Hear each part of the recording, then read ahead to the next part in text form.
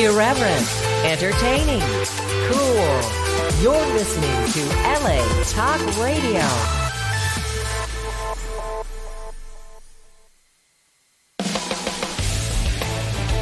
All right. Let's do You're listening to Amber Lynn, Rockin' Sexy Uncensored, only on LA Talk Radio. Woohoo! All right. Happy Thursday, everyone, and welcome back to another amazing episode of Rockin' Sexy Uncensored. Coming at you live tonight on LA Talk Radio. I'm your host, Amber Lynn, and it's my great pleasure once again to be here with you all tonight. RNSU has been working overtime again, taking the airwaves by storm with exciting guests and co-hosts from the music, movie, and entertainment worlds, each more exciting. And folks, this week is no exception. We have yet another epic show lined up for our listeners again tonight. Not only is tonight's guest an amazing band, but I have history here, which makes it really, really fucking cool. Originating from my own hometown of Orange, California, where some great artists, TSOL, Cadillac Trance, Agent Orange, Former Humans launched in the summer of 2012. They recorded their highly acclaimed debut EP at Kitten Robot Studios under the guidance of legendary music producer Paul Rosler and co-produced by, I think it's Robert Doozy, but you can definitely correct me, for Angular Music Studios. Then legendary guitarist Mark Gemini Thwaite produced a remix of the band's single Heaven's Gate. Well, as it turns out, former Humans founder and guitarist Mark Allen, you know him from Hyena Motorcade, Blood Penny, Ex Voto, and we grew up together and went to school together back in the old OC. Please welcome our music guest for tonight's show, former Humans guitarist, Mark Allen. Hey, Amber. Woo-hoo. This is so fun. I'm so glad you invited me on this show. Thank you so much. God, I'm so glad to have you here, Mark. This is amazing, and it's going to be like a journey. Yeah. So I think my first question for you is it weird to call me Amber? It's hard to call you Amber because I know you as Lenny, right? And Lenny Allen, and so that's. But I can call you whatever. Amber's fine, but right. But I know you as Lenny, who used to walk around with your arm in my arm at Yorba, and you'd call me your big bro. That was our junior high school back in the day. Mark and I went to school together, and Mark just happens to be the same name as one of my brothers when I was growing up, and so I immediately tagged Mark, my big brother, and we were all kind of in a group back then. Yep. And God, it was so long ago. And he's right. My nickname growing up, which I've shared before on the show, was Lenny. Everybody used to call me Little Lenny, which is actually my real middle name, Lynn. And so everybody called me Lenny, and the guys all called me Lenny and teased me about it. And so that's amazing. So then, of course, when I grew up and became the shit, or so I think I am, right? Then I started using, of course, my professional name and trademark and acting name now, which is Amber Lynn. Right. So we dropped the E, and now it's Amber. But the guys are all, and I often have this with people, especially from my hometown, where they'll go, it's just so hard for me to look at you and call you anything but Lenny. It's funny you're talking about your brother Mark. Mark and I were friends back in junior high, and my mom, we had the same name, and so I would get, when Mark we were both wild kids, And I We would get, all were. And Yorba, the administrative staff would send Mark's, detention letters or whatever, his trouble letters to my mom. And I'd come home from school one day and my mom would be sitting at the front table looking at me with daggers in her eyes. I'm like, what? And she's all, what is this about? And I'm like, that's not me, Mom. That's not me. And she's like, yeah, sure. But I got a lot of letters about your brother. You did? And I'm sure your brother got letters from me because we were both equally as wild. So right. I got in a lot of trouble for your brother. That's so funny. I had no idea that was going on, but I did have two older brothers who used to get tickets, and they would get pulled over and they would say, my name's not Ducky Allen, my name is so-and-so. And so then the next one would get pulled over and he'd call and go, I'm in jail right now. Does anybody know where so-and-so is? Because he got arrested on another brother's warrant. And thank God there was only one girl in my family because that could have really been a lot. Yeah, we grew up in a really conservative area of the city of Orange was highly conservative, highly Lutheran, and we were in the 70s and growing up kind of wild and just kind of exploring, pushing boundaries and stuff. It was a fun time. Yorba was a great school. I went to Orange High for a little bit, and then I went to Richland. And you went to Richland, too. Right. Went to Richland High School, which was a continuation school. And I don't know how long I went to Orange before I wanted to get myself. It was so funny because I wanted to get kicked out me too. Of regular high school so that I could go be with the kids that I felt like I identified with. And I've always been that way. And I tell people that all the time. I have always been, even as a small child, attracted to the extreme. Right. Extreme music, extreme makeup, everything. Like I never wanted to be the girl next door. I always wanted to be a rock star and like hang out with all the wild kids. And I had all these older brothers and then, of course, their friends like you, Mark, who was like an older brother to me as well. And we like had and you pulled up your tattoo and you said the East Orange Loadies. Yeah. Remember? Shout out to EOL. The EOL. It was the WOL right. when my brothers founded. My older brothers actually founded the West Orange Loadies. Right. And the West Orange... What was it? The West Orange Speed Racers, or what was the car club? The Street Rods. The West Orange Street Rods. Right. And we all drove fast cars and Camaros, and it was a wild time. We loved it, and it acted as a catalyst for shaping who we went on to become. And we got separated. And when Mark got a hold of me on the internet. And as Mark, you tell it, you're trying to get a hold of me for a while. Yeah. I didn't know that he was Mark Allen, the Mark Allen I had known Not from your school. brother, yeah. Right. And so it was funny because you tweeted at me and you said something, I don't remember what it was. And I said, well, my brother wouldn't say that. And then I looked and I was like, oh my God, right. It's Mark. Well, here's what happened. When I looked at your timeline on social media, I clicked on, because, I'm a radio show host. I do music acts. And I clicked on the song Heaven's Gates. And I listened to it. And I was like, dude. Wow, that's great. This song, it's awesome.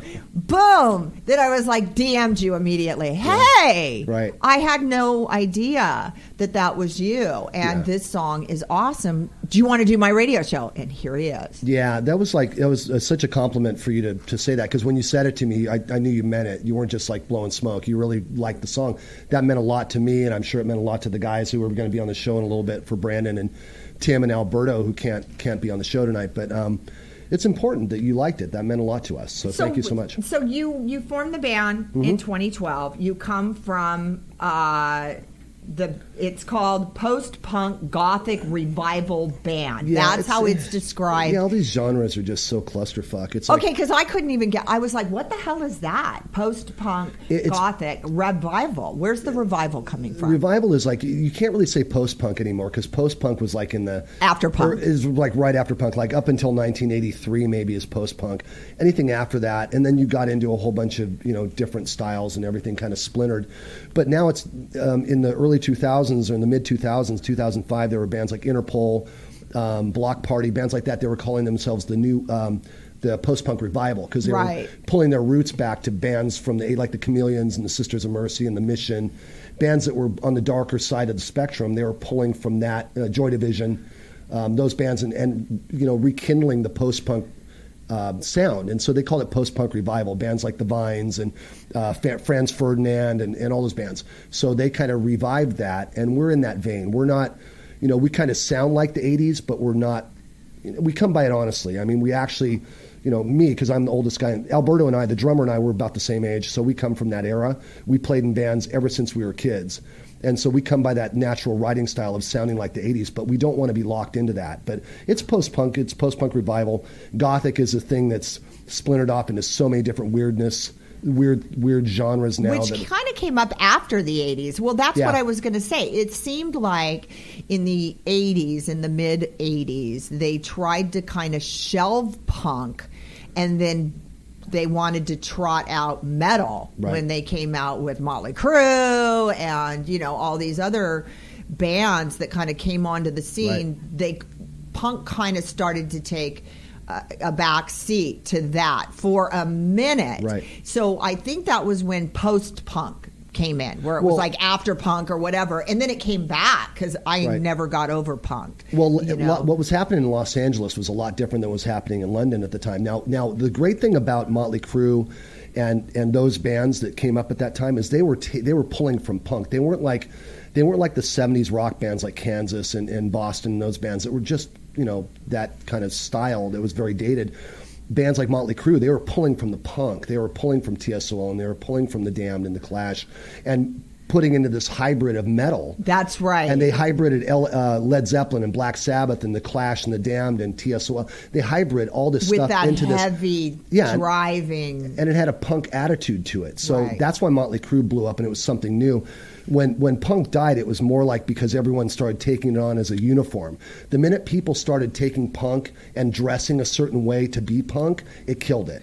So it was very short-lived. I think so. I agree. Yeah. I agree with you there too. And as a matter of fact, back in Orange County, back in the day, I was driving in my car with a girl who was my best friend at the time. Her name was Donna Lobeg, and we were pulled over by the manager at the time of Motley Crue, who was Doc McGee. Jerry Carroll was like one of their backers, and Grizzly Adams, the guy who played Grizzly Adams, Right. on the freeway. And at the time, I was a model, and I was doing Dan the bikini, Yeah. the bikini modeling you Oh, talked yeah, about that when you I came showed up. onto you came onto Yorba campus on I this. showed up at school campus one day in a string bikini and a pair of roller skates with some balloons going, "This is now my new job." And well, the rest is history, folks. But what happened was they pulled me over and they said, "Hey, have you ever heard of Motley Crue?" And I was like, "Oh, shit, yeah." And they were like, "Well, we're going to fly. Do you want to fly up to see their concert at the Forum tonight?" And I was like, I looked at my girlfriend, and that was, boom, we did that. We literally drove home, changed our clothes, drove to Orange County Airport, and got on their private plane and flew up to the Forum and went on stage with Motley Crue. And that very night. And the funny part about it was, where we come from back in the OC, you didn't miss a beat. Right. There was not a problem. There was no sexual assault that was happening Right. that day. I have no story about that. From the time, it was like we went to the show, we had a great time, Right. and we went home. And it was just a different time. Yeah, it was. It was a different time. And like you said, that was when people started to actually dress a certain way to call it Right. punk. I don't know if it killed it, but it changed. Well, in England right? it did. I mean, what happened? It's like punk is more an attitude and a kind of a mindset than it is something you wear, putting pins through your nose, or it's more of an attitude. It's not a uniform, and that's almost like any type of genre. The minute people start adopting it as a uniform to put on to look a certain way, it almost kills the original aesthetic of what it was about in the first place. But after punk, there were bands like Susie and the Banshees and Joy Division and The Cure, and these bands. That was the formation of the Gothic scene back in England, and then the Batcave scene happened with Bauhaus, Alien Sex Fiend. Bands like that, Flesh for Lulu, and it became a huge thing, the Gothic scene in London. And then it kind of came over here in the form of death rock in California. It's Gothic in England, became California death rock with Christian Death, 45 Grave, my old band Ex Voto, which I was in the 80s. Bands like Community FK, they formed the LA version of the Batcave, and I was involved in that in the 80s too. So it was all splintered then, but now it's even more so. Wow, that's amazing. We're going to be being joined in just a few minutes, because I know the time is coming up, by former Humans bass guitarist Tim Strange, who will be joining us via call-in, and also Brandon Anderson, who is the current vocalist of the band. Amazing vocalist. And he's got some great pipes on him. Guy. Now, Brandon has an interesting story, and we've got call coming through right now. So welcome to Rockin' Sexy Radio. You are live. Hey, by the way, Amber. Yes. We got Bolted Down already sent over. So awesome. Oh, I'm live right now, huh? You're live right now. Who are we being joined by? What's up? This is Tim Strange. Timmy. Hey. Welcome to the show. Glad to have you. How's it going? It's going good. Can you guys hear me okay? Yeah, we can hear buddy. you great. So can the rest of the world. Okay, cool. Yeah. So right we were on. just chatting here, and coming in on the line right now, it looks like right on time. Welcome to Rockin' Sexy Radio. You're live. Brandon, is that you? Hello? Brandon. Hello. Hey. Awesome. There you go. You guys, both of you guys can hear us Oh, look, clearly? it's a family reunion. It's 3/4 of former Humans. There you go. Okay, so we're joined right now via phone-in by Tim Strange and Brandon Anderson. Tim's the bass, and Brandon is the vocalist for Former Humans. How's it going, guys? Welcome to the show. Yeah, Very good. Thanks for having us. Cool. So we were just chit-chatting about the background of the band and Heaven's Gate and the formation of the song and all of that. And, God, so much stuff. Right, Mark? Yeah, there's so much ground to cover in such a short time here. But the song Heaven's Gate I wrote it quickly on guitar and shot it over to Brandon. I do all my demoing on a little 4-track, an old school 4-track cassette tape. Recorder, and I'll do like a drum machine beat, and I'll do a couple guitar tracks, and then I'll shoot it over to Brandon, and I'll say, hey, this is an idea, what do you think? And then he'll write lyrics to it. Heaven's Gate was like, what did that take, Brandon, like 10 minutes to write that thing? Yeah, it was super quick. It just fit like a glove. Yeah, so Brandon and I formed this band, and we knew each other beforehand. He was in a band called The Widowed, and he and I was in Bloodpenny, and we had shared the bill on different shows before.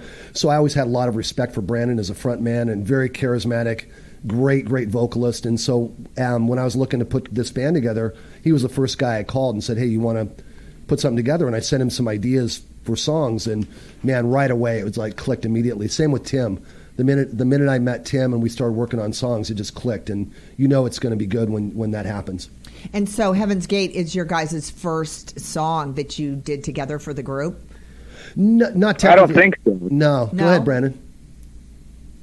Oh, no, I thought it was Bolted Down, I think was our first tune. Yeah, when we recorded with Paul Rossler, and shout out to Paul if you're out there, and Jack Grisham and Josie Cotton, the people at Kitten Robot Studios, where we recorded this at.